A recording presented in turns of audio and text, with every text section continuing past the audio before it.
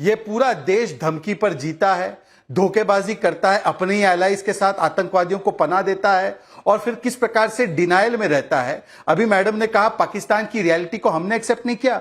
पाकिस्तान की रियलिटी का एक अच्छा सा बॉल बनाकर बांग्लादेश ने आपको वो बॉल दे दिया हाथ में, खेलते रहो।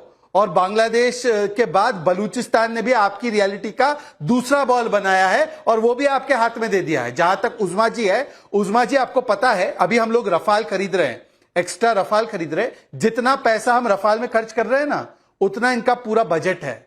हमारा डिफेंस का बजट इनके डिफेंस के बजट से 9 गुना ज्यादा है। और आपको एक और फैक्ट बता देता हूं, आपके दर्शकों को आनंद आएगा। पाकिस्तान की कुल इकोनॉमी है कुछ 35 लाख करोड़। हमारी LIC कंपनी ना, इंश्योरेंस बेचने वाली करने वाली कंपनी, उसका मार्केट एसेट है 50 लाख करोड़। महाराष्ट्र का खुद का इकोनॉमी का साइज है लगभग 55 लाख करोड़। और भारत का तो इकोनॉमी का साइज छोड़ ही दीजिए, आपकी कल्पना के बाहर है। पर कल्पना के बाहर एक्शन भी होने वाला है। इसीलिए जनरल मुनीर कहां हैं, इसीलिए शहबाज शरीफ अस्पताल में हैं, इसीलिए पाकिस्तान के जो एक के बाद एक रेजिग्नेशन हो रहे हैं आर्म फोर्सेस में, इसीलिए आज ऑफिसर से लेकर सोल्जर्स कह रहे हैं हमें नहीं लड़ना है। तो ये जो इकोनॉमिक घेराबंदी, जो डिप्लोमेटिक घेराबंदी और जो जलबंदी हो रही है पाकिस्तान की, अब इसी की वजह से ये पाकिस्तान की स्थिति इस प्रकार के डर के माहौल में तब्दील हुई। बिल्कुल सही कह रहे हैं मुकीम अहमद साहब। सवाल इस बात का नहीं है कि कौन कितनी शेखी मार रहा है। यहां शेखी, war is not an issue जिसपे कोई शेखियां मारे। लेकिन आप मुझे बताइए, the worst kept secret of Pakistan जो था कि वो आतंक एक्सपोर्ट करता है, वो तो कबूलनामा आपके डिफेंस मिनिस्टर ने दे दिया। अब वो सारी दुनिया ने सुन लिया। उसके बाद चीन के ऊपर कितनी आपकी डिपेंडेंस है अपनी डिफेंस सिक्योरिटी के लिए, वो दुनिया जानती है। मुनीर साहब कहां हैं, ये पूरी पाकिस्तान लालटेन लेकर ढूंढ रही है। शहबाज शरीफ अस्पताल में है, शहजाद जी बता रहे हैं। मुझे ये बता दीजिए कि अगर पाकिस्तान कह रहा है कि कोई एडवेंचरिज्म नहीं होना चाहिए, तो पाकिस्तान ये टेररिज्म का एक्सपोर्ट कब बंद करेगा? क्योंकि डॉसियर खेलने का समय तो चला गया। और अब जब खबर लेने का समय आया है तो पाकिस्तान घबराया हुआ क्यों है? देखिए, अब ये आपका एक परसेप्शन है कि पाकिस्तान घबराया हुआ है, लेकिन आपकी घबराहट मुझे समझ नहीं आती कि ये एक और फॉल्स फ्लैग ऑपरेशन आप करने जा रहे हैं। आपके जानिब से जो कुछ एलिगेशन लगाए गए हैं उसका अब ये सुनिएगा आराम से प्लीज, और माइक बंद न कीजिएगा जैसे उस्मा कारदार का किया है।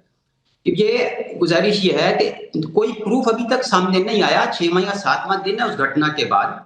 आपने 100 एम्बेसडर्स को इनवाइट किया था दिल्ली में, उसमें कोई प्रूफ उनको पेश नहीं किया गया।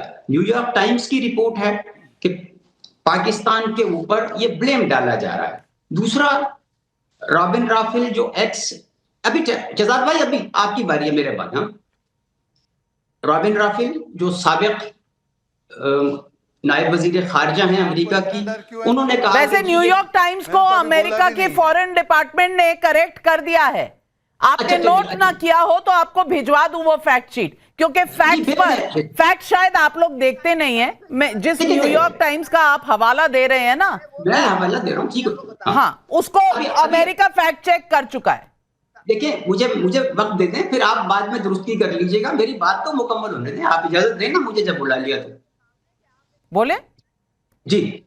और फिर जो रॉबिन राफेल हैं साबिक वाइस फॉरेन मिनिस्टर, उन्होंने कहा कि जी घटना के 5 मिनट के बाद ही पाकिस्तान पे इल्जाम लगाना और दोषी ठहराना दुरुस्त नहीं है। आपके यहाँ से सुब्रमण्यम स्वामी जी क्या कह रहे हैं, वो इस्तीफा मांग रहे हैं नरेंद्र मोदी जी का। आपके कर्नाटका के वजीर आला सदरमत स्वामी राव साहब वो फरमा रहे हैं कि जनाब ये सारा ड्रामा है। आपके यहाँ से ये आवाजें उठ रही हैं कि ये बिहार का इलेक्शन जीतने के लिए फॉल्स फ्लैग आप जिनका नाम ले रहे हैं, नाम तो सही ले लीजिए, लेकिन उनका भारत के पॉलिटिक्स में और डिसीजन मेकिंग में कितना रोल है ये भी आप तय कर लीजिए। अब यूं तो बोलने वाले आपके ट्विटर पर, आपके अखबारों में क्या क्या लिख रहे हैं मैं आपको क्या बताऊं, आप बेहतर जानते हैं। लेकिन गौरव आर्या ये कहते हैं हम नहीं घबराए हुए, भारत घबराया हुआ है। और भारत ने 5 मिनट में बता दिया। भारत को बताना ही था ना, हम तो जानते हैं इनके नक्शे कदम किस तरह के हैं, ये तो हम जानते ही हैं। नहीं, बिल्कुल। पहले तो मैं उज़्मा जी को बोलना चाहता हूं कि उज़्मा जी, आप में क्या ऑफ का बटन नहीं है मैडम? क्या आपको नहीं पता कि आपका फेडेड ऑन है? आप लगातार 15-20 मिनट से बोल रही हैं। मैडम रुक जाइए मैम, वो आपको, ma'am please allow me to come. Ma'am देखिए, मैंने तो आपके बीच में नहीं बोला मैम, मैं आपके बीच में बिल्कुल नहीं बोला। मेरी आपसे रिक्वेस्ट है, आप मुझे बोलने दें please, it's my humble request. Ma'am देखिए, ऐसा है, दो चीजें हैं यहाँ पे, ठीक है ना?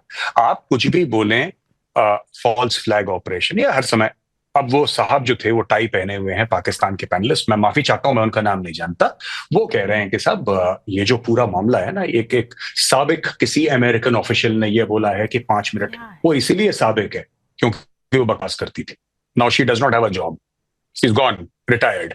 और ये रैंडम किसी गोरे को पकड़ना और ये सोचना कि क्योंकि गोरे ने बोला है तो ये सुपीरियर स्टेटमेंट है, अरे उसका औहदा क्या है, किस कुर्सी पे बैठी है? साबिक है ना, तो साबिक को take it with a pinch of salt. साबिक तो कुछ भी बोलते हैं, इट डजंट मैटर, है ना? उसको पूरा पाकिस्तानी मीडिया प्ले कर रहा है। दूसरी चीज मैं आपको बताता हूं कि द वे वी थिंक, ये आप कहते हैं कि 5-10 मिनट के अंदर प्रूफ कैसे मिल गया? पूरा का पूरा इस्लामिक जिहाद कश्मीर में पाकिस्तान ने शुरू कर रखा है, ठीक है? और अगर आप मेरी बात समझें तो मैं ये कहना चाहता हूं कि भारत प्रूफ ढूंढ ही क्यों रहा है इस चीज में? If it is terrorism, it is de facto Pakistan. हमारा रिस्पॉन्स होना चाहिए कि अगर कश्मीर में कोई भी वाकया होता है, वो करने वाला पाकिस्तानी हो या लोकल हो, उससे कोई फर्क नहीं पड़ता। Immediately within 5 minutes there should be a response along the line of control. कहानी खत्म। इतना स्ट्रेस नहीं लेना किसी चीज का। और आखिरी चीज, last thing I would like to say, कि देखिए, मैं आपको बात बता रहा हूं, भारत को जो रिस्पॉन्स करना है भारत करेगा, और कल के बाद आपको अनफोल्डिंग, कल शाम को 4-5 बजे के बाद आपको उसकी अनफोल्डिंग दिख जाएगी, आपको पता लग जाएगा बड़ी बात कह रहे हैं आप। कल शाम को 4-5 बजे के बाद, 4-5 बजे के बाद आपको, मैडम मेरी बात सुन लीजिए, मैम नहीं, बहुत बड़ी बात कह रहे हैं उज़्मा जी। घर के दरवाजे देख लीजिए, कल शाम को 4-5 बजे के बाद कुछ हो सकता है। गौरव आर्या जी बोल रहे हैं। जी, मैं ये कह रहा हूं कि कल शाम को 4 और 5 बजे के बाद आपको जनरल डायरेक्शन पता लग जाएगा कि भारत किधर जा रहा है। Tomorrow is the day when the government, the Modi government will take a decision कि कैसे करना है। अब किसी साबिक अमेरिकन गवर्नमेंट ऑफिशियल ने क्या बोला, आप क्या सोचते हैं, मैं क्या सोचता हूं, बड़ी बात कह रहे हैं हम सबके, जी ये कल हो जाएगा। कल के बाद, कल फैसला है, कल फैसले की दिन है, कल फैसले की रात है। कल के बाद आपको, फिर उसके बाद जो भी होना है, बिल्कुल कल 24 घंटे की मोहलत है, तय हो जाएगा कल भारत कौन सी जगह, कौन सा टाइम इस्तेमाल करेगी, कब, कहां और किसको टारगेट करेगी, ये तय हो चुका है। कल का दिन बड़ा दिन है और पहलगाम का बदला लेने का समय आ गया है। प्रतिशोध की आग में जल रहा है ये देश। कल फैसले की घड़ी है।